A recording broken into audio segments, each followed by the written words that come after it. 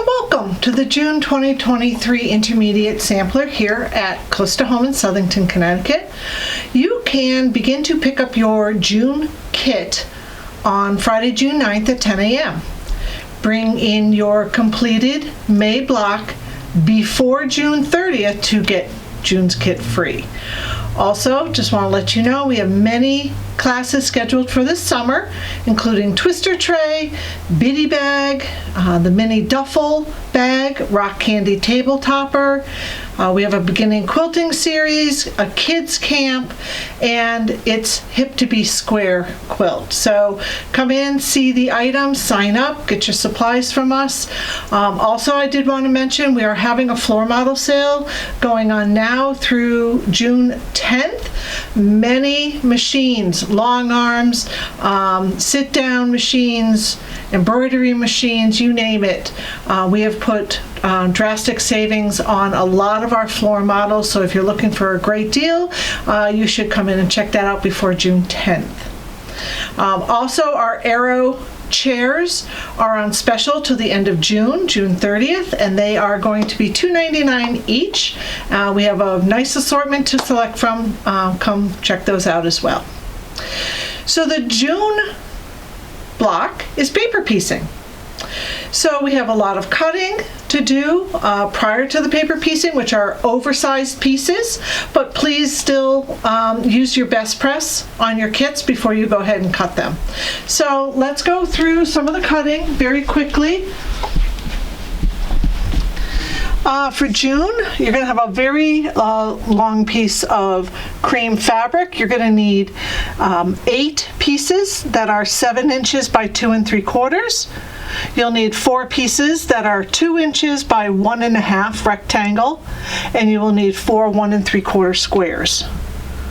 For the multi-circle, you will need 4 pieces that are 5 1/4 by 2 and 3 3/4 by 2. Purple's very simple, just 4 pieces, 8 by 4. And the blue, you're going to cut a 6 1/2 inch square, cut that on the diagonal twice, and from the remainder of your blue strip, you're going to cut a 5 inch rectangle and cut those into 4 2-inch strips. Very simple. And in your directions, I will definitely tell you where all those pieces go, and we'll get you organized as far as the units. So this is our block for June. Again, it is paper piece. It has 3 units. It has an A, a B, and a C, which we will go over. Basically, we're going to sew our 3 pieces paper pieced, and then we're going to join them here and here, and then we're going to join them in half, and then we're going to make our 4 patches. So we need 4 of everything, as you can tell. Okay, tools for this month. We've done paper piecing before. You will need Carol Doakes foundation paper, and you're going to take 4 copies onto foundation paper. And the Carol Doakes paper looks just like this. 8 1/2 by 11 goes right into your copier. And please don't enlarge it or resize it in any way. These solid lines should all be 6 inches. From here to here, okay? So you're going to make 4 copies of your foundation paper. You will need an add a quarter ruler. An add a quarter ruler helps with paper piecing because it has a small lip on the edge of it that when you put your fabric down, you're able to cut at a very nice 1/4 inch, and you can move on from there, and we'll go over that. So an add a quarter ruler. You'll need some kind of cardstock. I have these. It's a great hang the quilt day, which is June 17th. These are in our store. They're free. Certainly when you're coming to pick up your block, if you want one of these, please take them. You will also need a glue stick. This is the Fons and Porter's glue stick. It is refillable. Just with a little twist, you can refill that. And I also have the Roxanne's Dip and Dab. Again, it's just a little applicator with the glue attached inside. Open toe, scissors, rotary cutter, and pins. All right, here we go.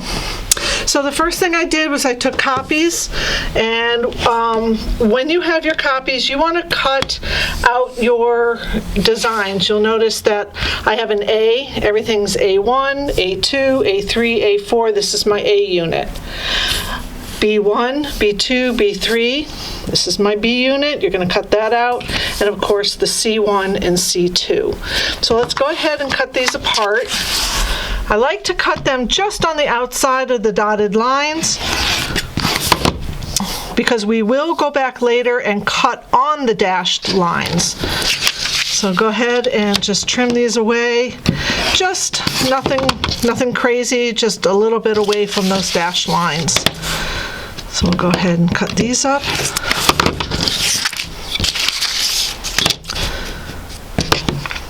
Not too big. And then of course I'm going to take these two apart. So this one is all one, and it's again just outside the dashed line. And that's my A unit. There's not much room right here between the B and the C unit, so I'm just going to cut it right down between the dashed lines. That's my C unit. And then the last thing I want to do is just kind of trim up the last piece. So once you have all these, you're going to have 4 of each of these. All right. What I've done is I've organized the cut pieces according to the units. So these pieces, which are in your instructions, are A1, A2, A3, and A4. The B unit is the same way. Look at your instructions. You'll see the B1, B2, and B3. And then the very last one is my C unit. There's just a C1 and a C2, which is my cream. Okay, now that's, I don't know if I told you, but that 6.5 has to be cut on the diagonal twice, and that's what this is. All right, so we can start with any of them, but I think to get a really good idea, we should probably just do the one that has 3 pieces to it. I think that's the easiest because everything is done exactly the same way. So we'll get started. The first thing we want to do is take our glue stick. And we're going to look at the 1 sections of each of our units, the B1 section, the A1 section, and the C1 section. And this is the right side of my paper, so I want to flip it over and put glue dots on the corners of my B1 section. So I'm just going to flip it over. It's hard to see through here, sorry, but I know it's here, here, and here. And you can hold it up to the light to see where those units are. Next thing we're going to do is we're going to place our cream B1 fabric right side up on the back of the paper. Now when you look through this paper, I don't know if you can see it, but it's very, it might be a little hard to see, but it covers the entire area of the B1 section. So that's pretty much all we need to do for the number 1s, A1, B1, and C1. It's just glue and place our fabrics on the back side, right side up. And now we begin to do our paper piecing. The first thing we want to do is take our cardstock, and we're going to place the nice straight edge of our cardstock along the line between the B1 and B2 sections. So the first thing we're going to do is put our cardstock on the lower number, and we're going to fold over the higher number, just the paper, not the fabric. So once we line this up along that straight line between the 2 sections, we're going to fold the paper over, and I'm going to be looking at the wrong side of that B1 fabric. I'm just going to place that lip of my add a quarter ruler right up against that cardstock. Okay, I'm not cutting the paper's folded over. All I want to do is cut the fabric. So I'm just going to push that right up against the edge and cut my fabric. All right. So now we're looking for the B2 piece, which is blue. And we're going to place our B2 piece on the back, right sides together with the cream. And I'll show you, this is right where we cut. And I'm going to take a couple pins and I'm just going to pin it in place just to make sure that when we do in fact sew this on the line, that we're going to have enough blue fabric to cover the B2 area. So I'm just going to pin this just like I would as if I was sewing. And we're going to flip this over, and we're going to flip this up, and we're going to hold it up, and we're going to make sure that the entire B2 section is covered. So it's covered over on the seam allowance, and it's covered up here in the seam allowance, and of course it's covered into the B3 section, which is going to get trimmed in a minute. So we're going to do that to all four of these. And we're going to go over and we're going to sew on the line. So come on over. This is where that open toe foot comes in handy so I can see where the line is. I'm going to place my open toe foot. I'm going to change my length to a little bit of a smaller length. About a 1.6 or 1.5 is good. And I'll go ahead and place this, and we want to make sure that we start sewing in the seam allowance. So you see where my pin is? It's like right along the line between the 1 and the 2. This is the line we're going to sew on, but I also have to sew out into the seam allowance. I don't want to come over here and then go this way. I want to kind of follow that pin. So I'm going to start sewing here outside the seam allowance, through the seam allowance, right onto my line. When I'm done, I'm going to stop a few stitches about 1/4 inch into the 3 section, which is B3. It's a lot, I understand, but follow. You're going to sew through the seam, along the line between the 1 and the 2, because I'm adding the 2, and we're going to stop just 1/4 inch into the 3.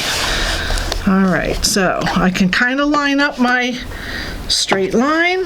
I have my open toe foot on. I have my stitch length set down a little bit low, and I'm just going to go ahead and aim right for that line. And I'm sewing right on the line. As I come to my pin, I'll pull it out, and I'm approaching the B3 section, so I only want to take a couple stitches into that section and stop. Okay, so stop just outside and start in the seam allowance. Okay. Once we've added our piece and we've sewn, we're going to go over to the iron and we're going to flip this, go back to this side, and we're going to flip that over. All right, so let me just go iron that and I'll be right back.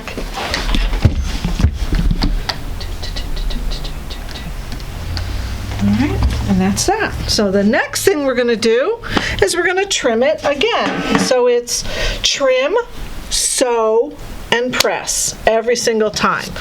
This time, I need to do the line between B2 and B3. So what do? We put our cardstock on the lower number, which is B2 and B3, right along that line, just like this. I'm just going to fold over the paper. Well, it's got a little bit of stitching here, so we're just going to kind of tear that away from the paper so it's nice and flat. Give this a nice press, and again, it's right along that line. We're going to press it over. We're going to grab our add 1/4, and we're going to trim.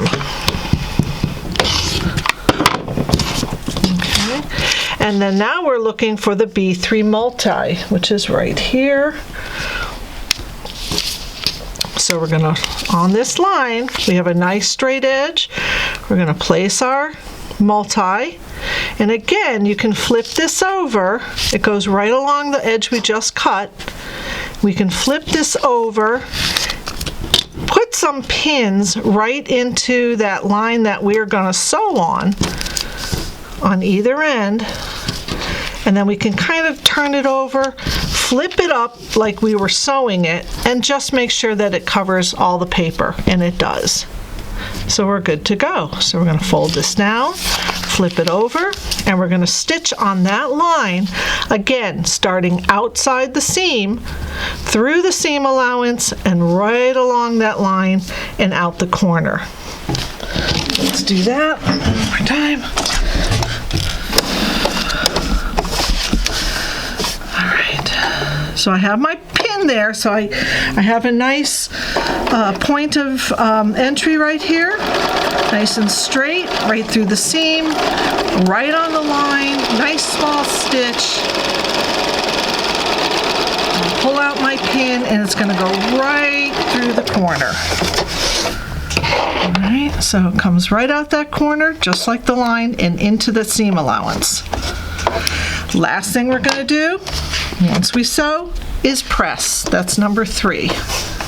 We trimmed, we sewed. The third thing we're going to do is press. All right, so we're going to do that for every unit. We're going to have 4 unit A's, 4 unit B's, and 4 unit C's. When you get to that point, it's time to trim the foundation paper and your fabric to size.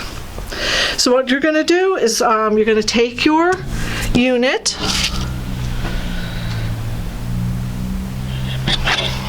didn't bring my ruler. We're going to cut right on that dashed line. If you can see that it's very faint, and I apologize, but you can grab any ruler. A creative grid would actually hold this a little bit better, but we're going to trim that away. We're going to turn it.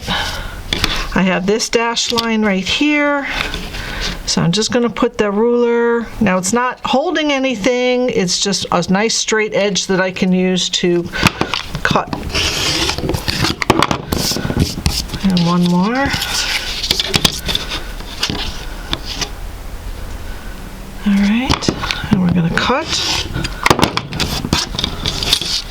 And we're going to cut. Here's my dashed line, so we just want to place the ruler and cut on the dashed line. All right, so here is our B unit. All right, so once we get those done, and each one is going to be a little bit different. Here's my B, here's my C. There's only 2 pieces on that, and then there's 4 pieces on my A unit. So all I have to do is trim around. There is one more trimming that I like to do. There's some dashed lines down here to get my corner, so I'm just going to trim those little dashed lines. Each of these has them, as you can see in the corners, the 45-degree corners, not the 90s, but the 45s. So you can go ahead and trim those as well. All right, so once we have all of our pieces, we're going to flip them over, and you'll notice that on the back of the papers it says join 1, join 1. That's where we're going to join this, and we're going to sew those together, and then along this edge is join 2, and along this edge is join 2, and we're going to sew this one. All right, so when I put these 2 pieces together, they're going to be right sides together. What I like to do is put a little pin right into the intersection of this corner, right here, right through the corner. And I'm also going to put it right through this corner. There we go. All right, so I know that's where these need to line up. And I can even put a pin in this point, right here at this little intersection, this little bend, and it should come right out. That's pretty close. I want to go a little bit over. Get it right into the point of that triangle. So now we're going to sew this right on the line. We're still using our open toe. We're still using our tiny stitch.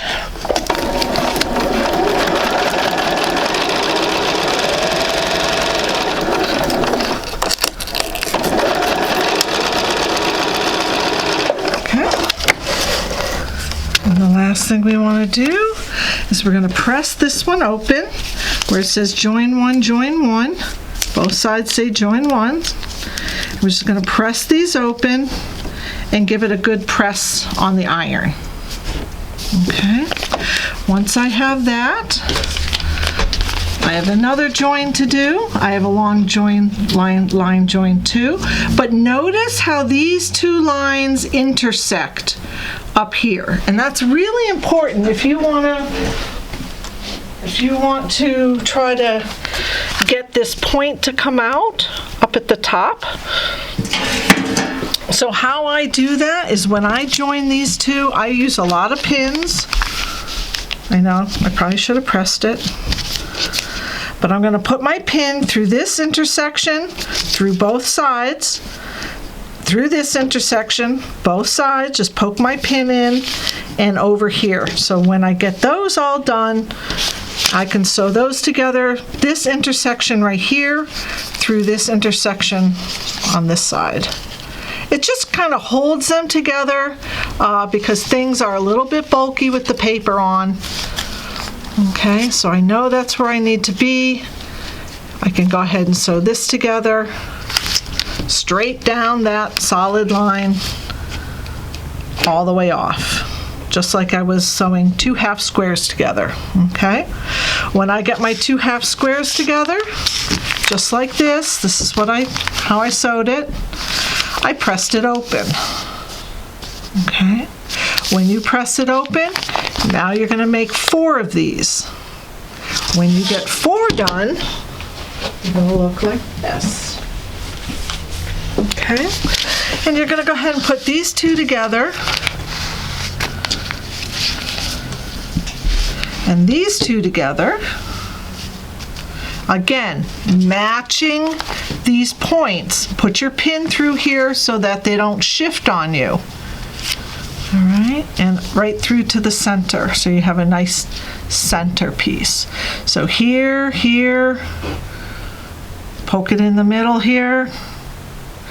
Once you get 2 sets of those done, we're going to turn it around and assemble it into a 4 patch.